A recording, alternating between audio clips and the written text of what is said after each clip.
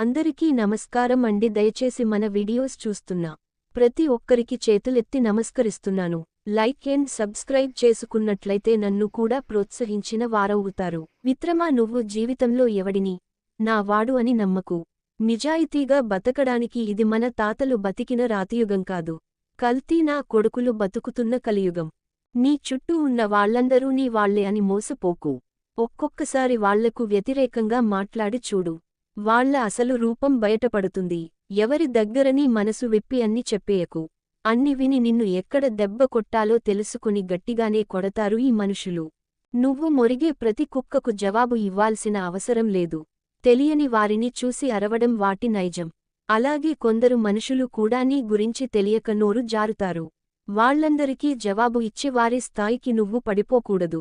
మీ మౌనమే వారికి చెంప దెబ్బ అవుతుంది. కాలం గడిచే కొద్దీ మన జీవితం మారుతుందో లేదో తెలియదు కాని మనతో ఉండే వాళ్ల ప్రవర్తన మాత్రం ఖచ్చితంగా మారుతుంది. ఆ పైవాడు ఎవరిని ఊరికే దూరం చేయడు. అలా దూరం చేశాడు అంతే. వాళ్ల వల్ల బాధపడింది చాలు, ఇకనైనా సంతోషంగా ఉండు అని దూరం చేస్తాడు. కష్టం విలువ, ఇష్టం విలువ ఒకరు చెబితే తెలిసేవి కావు. కష్టాన్ని ఇష్టాన్ని స్వయంగా అనుభవించి అనుభూతి చెందినప్పుడే మాత్రమే తెలుస్తాయి. లేదంటే ఎదుటివారు పడే కష్టం తేలికగాని చూపించే ఇష్టం చులకనగాను కనిపిస్తుంది అనిపిస్తుంది. శ్రీకృష్ణ పరమాత్ముడు భగవంతుడే కావచ్చు కాని యుద్ధం చేసింది మాత్రం అర్జునుడు. మనం నేర్చుకోవాల్సింది ఏంటి అంటే, భగవంతుడు కేవలం దారి మాత్రమే, కాని జీవితంతో పోరాడాల్సింది మాత్రం మనమే. ఇక్కడ మన జీవితం కురుక్షేత్రమైన మంచి చెప్పడానికి ఇక్కడ శ్రీకృష్ణుడు లేడు. మనలో పాండవులు అసలే లేరు, వందల కొద్ది కౌరవుల మందలే ఇక్కడ. డబ్బు విలువ తెలుసుకోలేని వారు ఎప్పటికీ సంపాదించలేరు. సంపాదించిన నిలబెట్టుకోలేరు. కష్టపడి సాధించుకున్న వారు వృధా చేయలేరు. వృధా చేసిన తిరిగి సంపాదించుకోగలరు. అలాగే జీవితంలో ఏదైనా సరే ఇష్టపడితేనే నచ్చుతుంది, కష్టపడితేనే దక్కుతుంది, నిలబెట్టుకుంటేనే మిగులుతుంది. అది స్నేహమైనా ప్రేమైనా డబ్బు అయినా ఏదైనా సరే. ఒక మనిషి చనిపోయినప్పుడు అయిన వాళ్లందరూ పూల ఖర్చు మాది, భోజనాల ఖర్చు మాది, బాణసంచ ఖర్చు మాది అని పోటీపడే కంటే ఆ మనిషి పని చేయలేని స్థితిలో ఉన్నప్పుడు అతని చూసుకునే బాధ్యత మాది. రోగంతో లేవలేని పరిస్థితిలో ఉన్నప్పుడు హాస్పిటల్ ఖర్చు మాది, మందులు ఖర్చు మాది అని పోటీ పడితే ఎంత బాగుంటుంది. సీతాదేవిని మోసం చేయడానికి రావణుడు ఒక సాధువు రూపంలో వచ్చాడు. అతడి నిజస్వరూపం ముందే తెలిస్తే సీతాదేవి మోసపోయేది కాదు. అలాగే మనల్ని మోసం చేసేవాళ్లు నీ చుట్టూ ఉన్న మనుషులు కూడా మన ముందు సాధువులుగా నటిస్తూ ఉంటారు. ప్రతి పాఠశాలలో రాసి ఉంటుంది, క్రమశిక్షణ తప్పరాదు, అబద్ధాలు ఆడరాదు అని. ప్రతి తోటలో రాసి ఉంటుంది, ఇచ్చట పువ్వులు కోయరాదు అని. అలాగే ప్రతి గోడ పైన రాసి ఉంటుంది, ఇచ్చట ఉచ్చలు పోయరాదు అని. అలాగే ప్రతి మానవ సంబంధంలోనూ కేవలం మీ స్వార్థం కోసం, నువ్వు బాగుపడటం కోసం ఇతరులను మోసం చేయరాదు అని రాసి ఉంటే బాగుండేదేమో. నీకు సహాయం కావాలంటే నీకంటే మంచివాడిని అడుగు. అదే సలహా కావాలంటే నీకంటే తెలివైనవాడిని అడుగు. అంతేకాని మంచోడిని సలహా, తెలివైన వాడిని సహాయం అడగకూడదు. అవసరాలు అందరికీ వస్తాయి.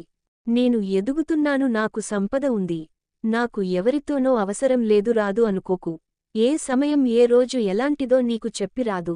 బాగా గుర్తుపెట్టుకో, ఎవరిని తక్కువ అంచనా వేసి చులకనగా చూడకు. కొన్నిసార్లు మనం తీసుకున్న నిర్ణయాలు మన భవిష్యత్తుకి పునాది వేస్తాయి. మరి కొన్నిసార్లు ఉన్న పునాదులను కూడా కదిలించి వేస్తాయి. అందుకే ఏదైనా నిర్ణయానికి వచ్చే ముందు ఆవేశంతో కాదు, ఆలోచన ఉండాలి. తనకు శక్తి ఉంది కనుక తనను ఎవరూ ఏమీ చేయలేరు అనుకునేవారు కొందరు ఉంటారు. వారు ఇతరులను అందరినీ తీసిపారేసినట్టు మాట్లాడుతారు. అలా అని వారికి మంచి జరగదు. ఎంతో బలమున్న పాము కూడా చీమలకు దొరికిపోయి ప్రాణాలు పోగొట్టుకున్నట్టు వారి జీవితం కూడా అంతే. సంతోషం సుఖం నేర్పలేని పాఠాలు, కష్టాలు కన్నీళ్లు నేర్పిస్తాయి. గెలుపు విజయం నేర్పలేని పాఠం, ఓటమి అవమానాలు నేర్పిస్తాయి. రక్త సంబంధాలు స్నేహం నేర్పలేని పాఠం, మోసాలు వంచనలు నేర్పిస్తాయి. ప్రేయసి మాట విని చెడిన ప్రియుడు ఉంటాడేమో కాని తనని ప్రాణంగా ప్రేమించే భార్య మాట విని చెడిపోయిన భర్త ఈ ప్రపంచంలో ఎక్కడ ఉండరు. ఒక వ్యక్తి మనకి ఎంతకాలం నుంచి తెలుసు అనేది ఇంపార్టెంట్ కాదు, మన గురించి ఎంత తెలుసు, మనల్ని ఎంతవరకు అర్థం చేసుకున్నాడు అనేది ఇంపార్టెంట్. చెప్పే మనిషి ఉన్నప్పుడు వినాలని ఉండదు, వినాలని ఉన్నప్పుడు చెప్పే మనిషి ఉండడు. ఈ విషయానికి నీకు అర్థం అయ్యేలోపు నీ జీవితం అయిపోతుంది. మనుషులలో మార్పు అనేది చాలా సహజం. ఎలా మారాలి అన్నది వివేకం చెబుతుంది, ఎప్పుడే మారాలి అన్నది అనుభవం చెబుతుంది. అసలు ఎందుకు మారాలి అన్నది అవసరం చెబుతుంది. ఒక యంత్రం పాడవడం మొదలైనప్పుడు దాని నుంచి అనవసరమైన శబ్దాలు వస్తూ ఉంటాయి. అలాగే ఒక మనిషికి పతనం మొదలైతే వారి నోటి నుండి అహంకారంతో కూడిన మాటలు వస్తూ ఉంటాయి. మన జీవితంలో కోరికలను జయించాలి లేదా అదుపు చేసుకోవాలి. అప్పుడే మనసుకు ప్రశాంతత లభ్యమవుతుంది. కోరికల వెంబడి పరిగెత్తినంతకాలం అశాంతి మాత్రమే దొరుకుతుంది. మనం ఎంత మంచిగా ఉన్నా ఎవరూ ఒకరి కథలో చెడ్డవాళ్లమే. కాబట్టి ఇతరులకు నచ్చాలని నటిస్తూ బతకడం కన్నా మనకు నచ్చినట్టు బతికేయడం మంచిది. నువ్వు ఒక ఆడదాన్ని అవమానించేటప్పుడు నీ తల్లిని గుర్తు చేసుకో. ఒక ఆడదాన్ని ద్వేషించేటప్పుడు నీ తోబుట్టువుని జ్ఞాపకం తెచ్చుకో. స్త్రీని హేళన చేసేటప్పుడు నీ ఆలిని మదిలో ఉంచుకు. ఆడదాన్ని అర్థం చేసుకోవాలి అంటే ఆడదానిగానే పుట్టవలసిన అవసరం లేదు. స్త్రీని ప్రేమిస్తే తిరిగి అంతులేని ప్రేమిస్తుంది. స్త్రీ ఆగ్రహాన్ని గురైతే ఆమె కన్నీటికి కారణమైతే పాతాళానికి తొక్కిస్తుంది. స్త్రీని గౌరవిద్దాం, ప్రేమిద్దాం, రక్షించుకుందాం. ప్రేమ ఉన్నచోట అహం ఉండకూడదు. స్నేహం ఉన్నచోట విలువలు అడ్డు రాకూడదు. బంధం ఉన్నచోట భేదం ఉండకూడదు. బాధ్యతలు ఉన్నచోట బరువు అనిపించకూడదు. నువ్వు మోసపోతేనే తెలుస్తుంది నమ్మకం విలువ. దూరం చేసుకున్నాక తెలుస్తుంది మనిషి విలువ. విడిపోయాకే తెలుస్తుంది బంధం విలువ. అనుభవిస్తేనే తెలుస్తుంది కష్టము విలువ. గడిచిపోతేనే తెలుస్తుంది కాలం విలువ. కోల్పోతే కాని తెలియదు ప్రేమ విలువ. బాధను భరిస్తే కాని తెలియదు కన్నీటి విలువ. మంచితనం అనేది నటిస్తే వచ్చేది కాదు, పుట్టుకతోనే వచ్చే గొప్ప గుణం. ఎదగాలంటే ఒదిగి ఉండటం నేర్చుకోవాలి. గెలవాలంటే ఓటమిని ఒప్పుకోవడం నేర్చుకోవాలి.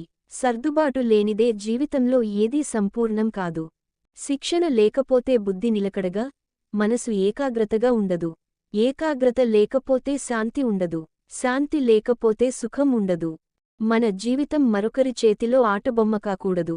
ఓటమైనా, గెలుపైనా, బాధైనా, బరువైనా, కష్టమైనా, నష్టమైనా మన జీవితం మన చేతుల్లోనే ఉండాలి. ప్రాణం పోతున్నా సరే బానిస బ్రతుకు మాత్రం వద్దు. మనం దేనినైనా మనకున్న బలంతో సాధించాలి. అంతేకాని ఎదుటి మనిషిలో బలహీనతను అడ్డుపెట్టుకుని సాధించకూడదు. నిన్ను కన్నవారిని ఒంటరి చేసి నువ్వు కన్నవారితో సంతోషంగా ఉంటున్నానని అనుకోకు. రేపు నువ్వు కన్నవారు నిన్ను ఒంటరిని చేసి వారు కన్నవారితో సంతోషంగా ఉంటారు.